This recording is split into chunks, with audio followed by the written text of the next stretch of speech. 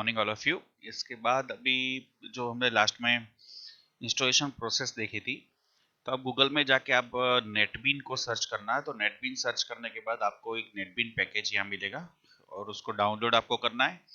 और डाउनलोड करने के बाद इस टाइप का आपको EXE मिलेगी। आपको ये इंस्टॉलेशन करेंगे तो आपको ये फॉर्म मिल जाएगा नेटबीन आईडी। ओके, तो हम इंस्टेड ऑफ नोटपैड में की जगह पर हम इसी के अंदर में प्रोजेक्ट बनाएंगे। आपको फिर न्यू प्रोजेक्ट लेना है। न्यू प्रोजेक्ट के बाद जावा ऑप्शन सिलेक्ट कर जावा एप्लीकेशन दोगे और इसके बाद आप प्रोजेक्ट का नाम देकर जब ओके करोगे तो आपको इस टाइप का मिल जाएगा, जावा स्ट्रक्चर मिल जाएगा। ठीक है, फिर आप ये प्रोजेक्ट के अंदर न्यू फाइल जावा क्लास को देकर कोई भी न्यू फाइल को आप नहीं बना सकते हो। तो आपको इस टाइप का पैकेज और ये क्लास नेम यहाँ पर मिल जाएगा। ओके, तो लेट्स, आप इंस्टॉलेशन प्रोसेस तो बहुत इजी है, अब आपको इतना तो आना ही चाहिए। अब हम इसके बाद जा रहे हैं अभी स्टूडेंट्स के बेस पे। तो अभी ये स्टूडेंट्स क्लास एक बनाया हमने और इसका हमने ऑब्जेक्ट बनाया है। और ये ऑब्जेक्ट में फर्स्ट हमने रन किया था नोटपैड के अंदर में भी। अब यहाँ पर भी हम राइट क्लिक करके डायरेक्ट रन करोगे तो रन हो जाएगी फाइल।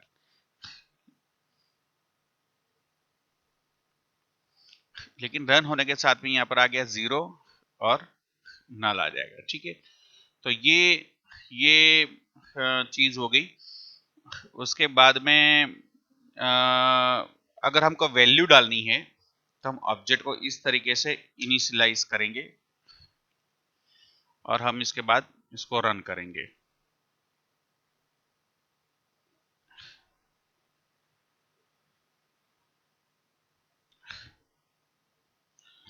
तो देखो ये ऑब्जेक्ट इनिशियलाइजेशन हो गया। ये हमारा टॉपिक क्या हो गया? इनिशियलाइजेशन ऑफ ऑब्जेक्ट हो गया। ठीक है, तो ये हमारा ऑब्जेक्ट था और ये हमारे मेंबर वेरिएबल थे। हमने s1 डॉट करके आईडी दिया, 101 डाल दिया, इसमें हमने ये डाल दिया और हमने इसका आउटपुट को डिस्प्ले कर दिया। तो इस तरीके से हम ऑब्जेक्ट को इनिशियलाइज कर सकते, हमारा डिजायर आउटपुट हम उसको देख सकते। सिर्फ राइट क्लिक करना है और हमारा डिजायर आउटपुट में जो डेटा होगा वो कॉरेस्पॉन्डेंस डिस्प्ले हो जाएगा। ठीक है, तो आप जैसे भी नंबर दूसरा भी कोई ऑब्जेक्ट आपको क्रिएट करना है तो आपको क्लास नेम देना पड़ेगा। इसके बाद ऑब्जेक्ट का नाम आप लिखोगे। तो जिस तरह C++ में हमने समझा था, इसी तरीके से आप s2 करके आपका ऑब्जेक्ट का नाम क्रिएट हो जाएगा। ठीक है, तो ये क्लास के साथ में चीज थी। इसके बाद हम कुछ इसमें और चीज देखते हैं। ठीक है, ये एम्प्लॉय, ओके, तो ये देखो ये प्रोग्राम किया है सिंपल सिंगल लेवल इनहेरिटेंस का एग्जांपल है। ये सिंगल लेवल इनहेरिटेंस किस तरीके से हैंडल होता है? जैसे हमने प्रोग्राम पी क्यू को, हमारा ये प्रोग्राम का ऑब्जेक्ट था लेकिन ये क्लास दूसरा था, तो उस क्लास की प्रॉपर्टी को हमने एक्सेस करने के लिए हमने एक्सटेंड कीवर्ड का यूज किया। जिस तरीके से हमने ऊप्स में हमने ये सब पढ़ा ही था कि इनहेरिटेंस कैसे किया जाता है, तो ये सिंगल इनहेरिटेंस का एक छोटा सा एग्जांपल है। ये हमारा क्लास एक प्रोग्रामर है, लेकिन ये हमारा क्या बन गया? डिराइव्ड क्लास बन गया, या हमारा हो गया न्यू क्लास हो गया। ओके, या तीसरा नाम बोलेंगे उसको चाइल्ड क्लास बोलेंगे। ओके, ये हमारा बन गया ओल्ड क्लास बन गया।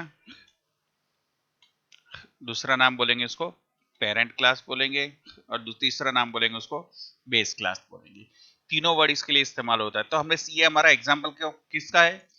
Example of single inheritance. Single inheritance का हमारा एक एग्जांपल है जिसमें हमने P dot salary, P dot bonus, ये हमने दोनों किया। और ये P dot salary, P dot bonus की, तो हमने ये वेरिएबल को एक्सेस किया, इसके बाद हमने ये वेरिएबल को एक्सेस किया, फाइल को रन करेंगे। तो डिराइव का ऑब्जेक्ट है, पी ऑब्जेक्ट कौन से क्लास का है? डिराइव क्लास का। तो इसके जरिए से हम बेस क्लास की प्रॉपर्टी एक्सेस कर रहे हैं। Let me check. देखो अब एक इंटरेस्टिंग चीज ये है, मैंने आपको बताया था क्लास नाम और हमारा जो होता है फाइल नेम दोनों सेम होना चाहिए। इन दैट सिचुएशन हमारा क्लास नेम प्रोग्रामर है फाइल नेम एम्प्लॉय है। तो हमने जब इसको एग्जीक्यूशन करने की कोशिश की तो it's will be generate something error. तो मैंने स्टार्टिंग में आपको बताया था कि हमारा क्लास नाम और फंक्शन जो होता है फाइल नेम दोनों सेम होना चाहिए। तो ये इससे वेरिएशन हो गया हमारा, ठीक है। तो अब हम क्या करेंगे, इसका नाम भी हम ये एरर को रिमूव करने के लिए हम इसका नाम भी क्या कर देंगे, प्रोग्रामर लिख देंगे, ठीक है।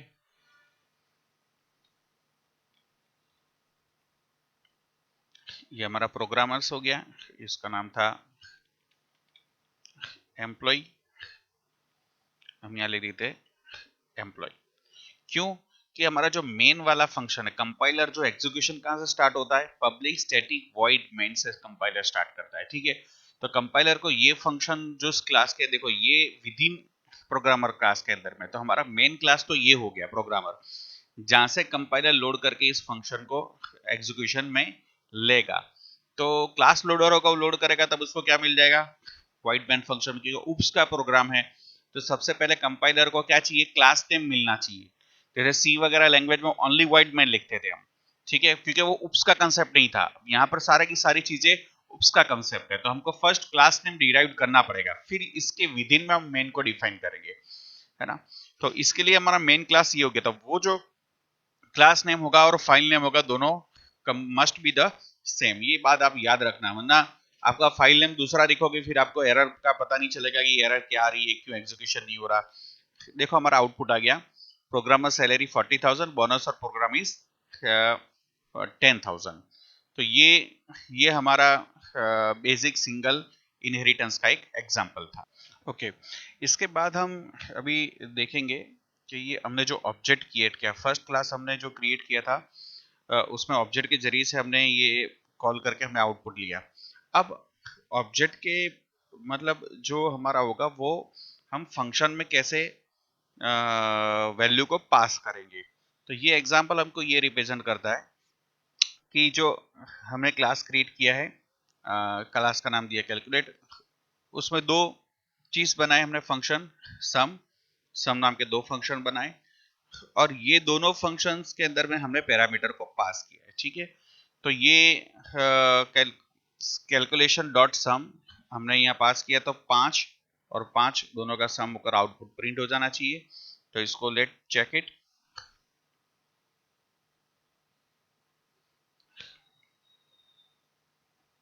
ओके, देखो सम हो गया हमारा, सम इज 13। ओके, तो हम ऑब्जेक्ट के जरिए से फंक्शन में कैसे वैल्यू पास करते हैं, तो ये भी हमने एक एग्जांपल देख लिया। ऑब्जेक्ट के जरिए वेरिएबल की वैल्यू को एक्सेस करते हैं वो भी हमने देख लिया। ओके, अब ये हमने वैल्यू पास की। अब देखो इसी इसी कंसेप्ट में ये दूसरा कंसेप्ट हमारा लाइज करता है, ये ओवरलोड का मैकेनिज्म। ओके, ये ओवरलोड ओवरलोड की हम बात करते हैं, तो ये फंक्शन ओवरलोडिंग का एग्जांपल है, ये वाला फंक्शन ओवरलोडिंग का ये एग्जांपल है, ठीक है। ओके, तो फंक्शन ओवरलोडिंग क्यों, सेम नाम का फंक्शन हमने दो बार डिफाइन किया है, सम यहाँ भी है, सम यहाँ भी है, ठीक है। दोनों फंक्शन को हमने यहाँ डिफाइन किया है, तो दैट मींस ये हमारा क्या बन गया, फंक्शन ओवरलोडिंग। अब देखो मैं इंटरेस्टिंग बात है कि सम में 8 5 मैंने दिया, तो 8 5 ने कॉल किसको किया, ये ए और बी को कॉल किया। क्यों उसने ये वाले फ्लोट को कॉल नहीं किया, क्योंकि फ्लोट वैल्यू नहीं थी। अगर मैं 8 5 की जगह पर यहाँ 8.2 और ये 8.4, अगर इस टाइप की वैल्यू को मैं अगर डालता हूँ, फ्लोटिंग वैल्यू को मैं डालने की कोशिश करता हूँ, तो दैट मीन्स वो मतलब वो फ्लोट क्लास को कॉल अप करेगा। ओके, तो कैसे कॉल करेगा ये, कि जैसे तुमने यहाँ पर मैंने वैल्यू को चेंज कर दिया, अब मैं वापस इसको रन करूंगा, इसको कोड को हम चेक करते हैं।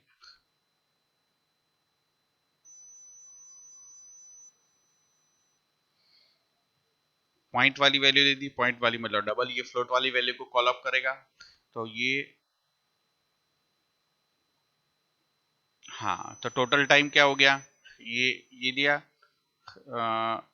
हमारी वैल्यू, हाँ सम कितना आ गया 13 पॉइंट करके वो फ्रैक्शन की यहाँ तक का डिस्प्ले करता है। तो पता ये चला कि इस बार हमारा ये वाला फंक्शन कॉल हुआ है, इस वाला ये वाला फंक्शन कॉल नहीं हुआ है। यहाँ वापिस मैं लिख देता हूँ float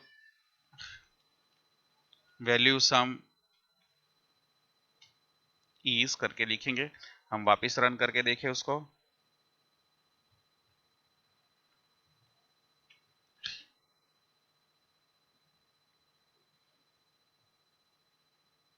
float value some is ये आ गया। तो ये वाला फंक्शन कॉल हुआ है, ना कि ये वाला। तो ये हमारा एग्जांपल हो गया फंक्शन ओवरलोडिंग के साथ में किस तरीके से काम कर सकते हैं। देखो फंक्शन ओवरलोडिंग का कंसेप्ट तो आपको बहुत अच्छी तरीके से उसमें पढ़ाया था कि same function name but argument is different, same function name but signature is different, ऐसा आप बोल सकते हैं। रिटर्न टाइप भी अलग होगा तो अभी चल जाएगा। तो ये उसका हमारा कंसेप्ट था। ये फंक्शन ओवरलोडिंग के साथ में किस तरीके से काम किया, ठीक है। लेकिन देखो ऑब्जेक्ट को कोई भी फंक्शन को कॉल करने के लिए डॉट ऑपरेटर की जरूरत पड़ती है। अब हम नया कंसेप्ट पर आ जाते, कंस्ट्रक्टर पे आ जाते हैं, ठीक है। कंस्ट्रक्टर क्या चीज होती है? जैसे मैंने ये क्लास है, ये क्लास के अंदर में मैंने स्टूडेंट 1 2 नाम का क्लास बनाया। इसी का एक सेम नेम क्लास नेम होगा तो कंस्ट्रक्टर बनेगा। जैसे कंस्ट्रक्टर किसको बोलते हैं? Same name as class name, उसको बोलते हैं कंस्ट्रक्टर। ओके, तो ये हमारा कंस्ट्रक्टर बन गया। 11 हमने ऑब्जेक्ट यहाँ से पास किया था, वैल्यू यहाँ पर रिटर्न यहाँ हो गई कॉपी। इसके बाद 1 1 2 में ये कॉपी हो गया। हमने अब s1 डॉट डिस्प्ले कॉल होगा। देखो इसको वैल्यू को पास करने के लिए हमें ऑब्जेक्ट डॉट ऑपरेटर की जरूरत नहीं पड़ी। कंस्ट्रक्टर का मतलब क्या है कि जब ऑब्जेक्ट क्रिएट होगा तब वो ऑटोमेटिकली इन्वोक्ड होगा। कंस्ट्रक्टर का मतलब ही यही है कि जैसा ऑब्जेक्ट क्रिएट होगा ऐसा वो ऑटोमेटिकली इन्वोक होगा। ऐसे में लिखता हूं constructor automatically invoke when object of class is created. जब ऑब्जेक्ट का क्लास का क्रिएट होगा तो वो ऑटोमेटिकली इन्वोक होगा, उसको डॉट ऑपरेटर की करने की उसको जरूरत नहीं। जैसे लास्ट प्रोग्राम में हमने देखा कि भाई इसको कॉल करने के लिए उसको डॉट ऑपरेटर का रेफरेंस की जरूरत पड़ी। कंस्ट्रक्टर के केस में ऐसा नहीं है। अब चलो ये हमने जैसा ऑब्जेक्ट बनाया ये कॉल हो गया। तो अब ये कंस्ट्रक्टर है, ये कंस्ट्रक्टर कौन सा है? रोल नंबर, नेम और फेस। तो ये हमने रोल नंबर की वैल्यू डायरेक्ट यहाँ से पास कर दी जैसा, तो ये कॉल हो जाएगा और इसकी वैल्यू को पास कर देगा। इसी तरह दूसरा ऑब्जेक्ट आएगा, दूसरा कंस्ट्रक्टर को होगा तो वो ऑब्जेक्ट इसकी वैल्यू को पास कर देगा। इसके बाद S1 डिस्प्ले करेगा तो उसका आउटपुट आएगा, S2 डिस्प्ले करेगा तो अंकुर और समित है तो सुमित का आउटपुट आ जाएगा, दोनों चीज का काम हो जाएगा। तो ये हमारा कंस्ट्रक्टर नहीं नॉर्मल फंक्शन है, इसके लिए हमने ऑब्जेक्ट के साथ में हमने डॉट ऑपरेटर के जरिए से उसको कॉल किया। तो ये हो गया हमारा कंस्ट्रक्टर कॉलिंग हो गया। ओके, ये हमारा पैरामीटराइज कंस्ट्रक्टर था। अब मैं इस कंस्ट्रक्टर के अंदर में दूसरी चीज को डाल देता हूं। ये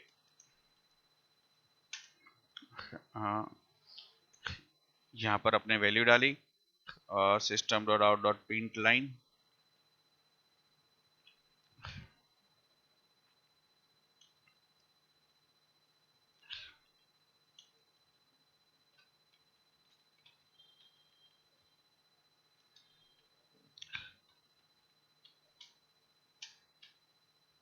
देखो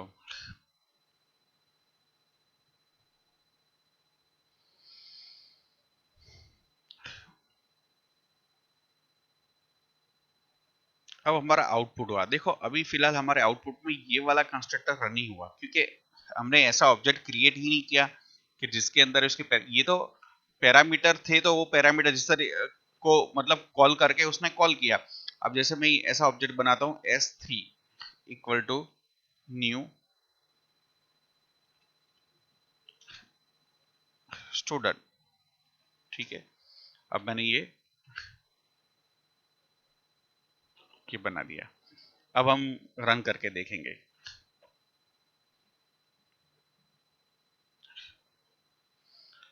ऑटोमेटिकली इन्वॉक, ये हमारा आउटपुट आ गया ऑटोमेटिकली इन्वॉक।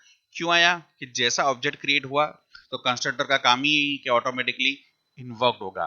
तो सही से अब ये कॉल क्यों नहीं हुआ, क्योंकि हमने ये स्मॉल प्रोग्राम में हमने तीन कंसेप्ट को बताया। यही प्रोग्राम के अंदर में, इस प्रोग्राम में हमने तीन कंसेप्ट को हमने रिप्रेजेंट किया है। एक कंस्ट्रक्टर ओवरलोडेड, तो इसका जवाब है कंस्ट्रक्टर ओवरलोडेड हो सकता है, तो इसका जवाब है यस। ये हमारा कंस्ट्रक्टर ओवरलोड का एग्जांपल है। ठीक है, यहाँ भी कॉल हो गया, ये भी कॉल हो गया, मतलब ये वाला कंस्ट्रक्टर डिफाइन किया और दूसरे हम नाम का कंस्ट्रक्टर दोबारा हमने डिफाइन किया, तो ये ओवरलोड का कंस्ट्रक्टर हो गया, बराबर। और दूसरा हमने जो कंस्ट्रक्टर के पैरामीटर ना हो उस कंस्ट्रक्टर को क्या बोलेंगे, जो कंस्ट्रक्टर के पैरामीटर ना हो उसको बोलेंगे डिफॉल्ट कंस्ट्रक्टर, इसको बोलेंगे डिफॉल्ट कंस्ट्रक्टर। ओके, तो ये इंटरव्यू में आपको पूछ सकते हैं कि कंस्ट्रक्टर में क्या है, और जिसमें पैरामीटर है उसको बोलेंगे पैरामीटराइज्ड कंस्ट्रक्टर बोलेंगे। ये आपको वर्ड याद रखने हैं, इसके लिए मैं टाइप करके लिख रहा हूं कि आपको एकदम स्पीच के साथ क्लैरिफिकेशन हो जाए। ये कंस्ट्रक्टर ओवरलोड है तो यस, डिफॉल्ट कंस्ट्रक्टर का कंसेप्ट, तो ये हमारा डिफॉल्ट कंस्ट्रक्टर है जिसमें कोई पैरामीटर नहीं है, और ये हमारा पैरामीटराइज्ड कंस्ट्रक्टर है। तो कंस्ट्रक्टर बोलते किसको, कि it automatically invoked when object of that class is created. Okay, तो ये कंस्ट्रक्टर का हो गया एग्जाम्पल, एक इस तरीके से कंस्ट्रक्टर हमारा वर्कआउट करेगा। ठीक है,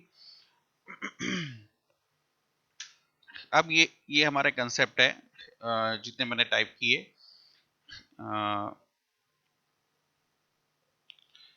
सिंगल इनहेरिटेंस हो गया, कंस्ट्रक्टर हो गया, ओवरलोड फंक्शन हो गया। देखो छोटे से प्रोग्राम में मैंने होल चीज सारे के सारे कंसेप्ट ले लिए। अब मल्टी लेवल इनहेरिटेंस है, तो हम यहाँ पर एक एग्जांपल हमने क्रिएट किया है, उसके लिए ये एग्जांपल मल्टी लेवल इनहेरिटेंस है। तो मल्टी लेवल में तो पता है आपको, फिगर बताई थी कि स्टार्टिंग में बेस क्लास होता है, बेस क्लास का चाइल्ड क्लास होता है और उसका भी चाइल्ड होता है। तो चेनिंग प्रोसेस में जो ये वाला कंसेप्ट जो मैंने आपको बताया था कि टाइप्स ऑफ इनहेरिटेंस कौन से होते हैं, तो ये भी एग्जांपल में लेने जा रहा हूँ। मल्टी लेवल, एक पेरेंट है, इसका चाइल्ड ये है और इसका चाइल्ड वन वन ये, इसका पेरेंट ये हो गया, इसका पेरेंट ये हो गया। ठीक है, तो चेनिंग प्रोसेस में अगर है तो मल्टी लेवल, तो अगर कोडिंग में हम लिखेंगे तो मल्टी लेवल का हमारा स्ट्रक्चर कैसे बनेगा, ग्रैंडफादर हो गया, फादर हो गया, ये हो गया। अगर जावा में पब्लिक की जगह पर क्या लिखेंगे, यहाँ पर एक्सटेंड कीवर्ड को लिखेंगे जावा में। तो ग्रैंडफादर है, ये इसको करता है और ये इसको इसको एक्सटेंड करता है। ठीक है, तो ये हमारा हो गया मल्टी लेवल इनहेरिटेंस हो गया। तो इसी पर बेस पे प्रोग्राम है हमारा। तो इस प्रोग्राम में क्या हो रहा है, देखो हमने ये ऑब्जेक्ट क्रिएट किया, ऑब्जेक्ट क्रिएट होने के बाद ये फर्स्ट कंस्ट्रक्टर था, तो ये हमारा कॉल हुआ। फिर इसके बाद में हमने ऑब्जेक्ट डॉट व्हीकल्स टाइप को क्रिएट किया, तो ये हमारा व्हीकल टाइप्स एक फंक्शन होगा कि जिसको उसने कॉल किया है। तो देखो ये डिराइव का ऑब्जेक्ट है, कौन सा, डिराइव का ऑब्जेक्ट। ये ऑब्जेक्ट कौन से क्लास का है, डिराइव का है, लेकिन वो बेस क्लास का फंक्शन को यहाँ पर कॉल कर रहा है, तो व्हीकल टाइप्स को कॉल करेगा। फिर ऑब्जेक्ट, फिर इसके नीचे का क्लास को कॉल करेगा, ब्रांड को कॉल कर दिया, फिर इसने स्पीड को कॉल कर दिया। ठीक है, तो ये अगर इसका आउटपुट हम चेक करेंगे तो रिलेटेड ऑब्जेक्ट के जरिए से हम आउटपुट को डिफाइन कर रहे हैं।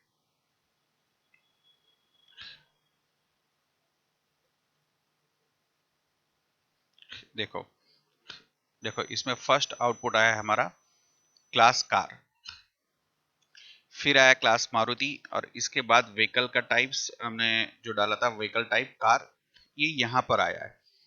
देखो ऑब्जेक्ट तो फर्स्ट टाइम फंक्शन को यहाँ पर कॉल कर रहा है, वो कहाँ कॉल कर रहा है ऑब्जेक्ट को यहाँ, लेकिन इसके पहले भी तीन आउटपुट, ये दो आउटपुट ऑलरेडी आ चुके हैं।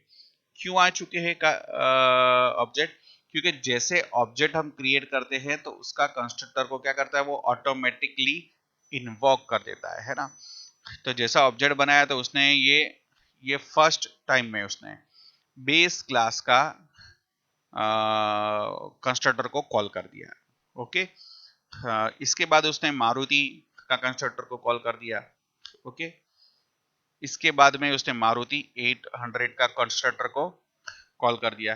तो तीनों एक ही ऑब्जेक्ट के बेस के ऊपर में तीनों क्लास के फंक्शंस कंस्ट्रक्टर कॉल हो रहे हैं। ठीक है, अब ये क्वेश्चंस क्या बनता है इसके पीछे, बार बार कई बार इंटरव्यू में पूछा है, इस तरीके से आपको क्वेश्चन पूछ सकते हैं। मैं आपको ये टॉपिक वापस लूंगा एक बार। What is constructor calling hierarchy in case of multi level inheritance. तो हम क्या लिखेंगे, सबसे पहले बेस, इसके बाद इसका डिराइव्ड कॉल होगा, जो भी है वो कॉल होंगे, और लास्ट में कौन सा कॉल होगा, चाइल्ड। ये याद रखना है, इस तरीके से कंस्ट्रक्टर कॉलिंग हायरार्की होती है। इवन ऑब्जेक्ट तो किसका है, मारुति क्लास का है, लेकिन मारुति क्लास का ऑब्जेक्ट होने के बावजूद ये मारुति का कंस्ट्रक्टर को कॉल नहीं कर रहा। देखो ये लास्ट में कॉल हो रहा है। तो फर्स्ट हमारा आउटपुट आ रहा है क्लास, बेस क्लास, इसके बाद उसका डिराइव्ड, और उसके लास्ट में हमारा चाइल्ड क्लास आता है। फिर कॉरेस्पॉन्डेंट जो भी हमने ऑब्जेक्ट के जरिए से ब्रांड व्हीकल टाइप कॉल किया तो हमारा व्हीकल टाइप कार आउटपुट आ गया। फिर इसके बाद में हमने ब्रांड कॉल किया तो ब्रांड इसके अंदर में था तो ब्रांड मारुति आ गई। और स्पीड था तो स्पीड फंक्शन हमारा ये ऑब्जेक्ट का फंक्शन था तो उसको कॉल किया। तो हमने एक ही ऑब्जेक्ट के जरिए से सारे के सारे क्लास के फंक्शन को कॉल किया है और कंस्ट्रक्टर को कॉल करके ये हमारा एग्जांपल डेमोस्ट्रेट करता है। ठीक है, तो फिर नेक्स्ट टाइम हम कंटिन्यू रखेंगे सेम चीज। Okay, thank you.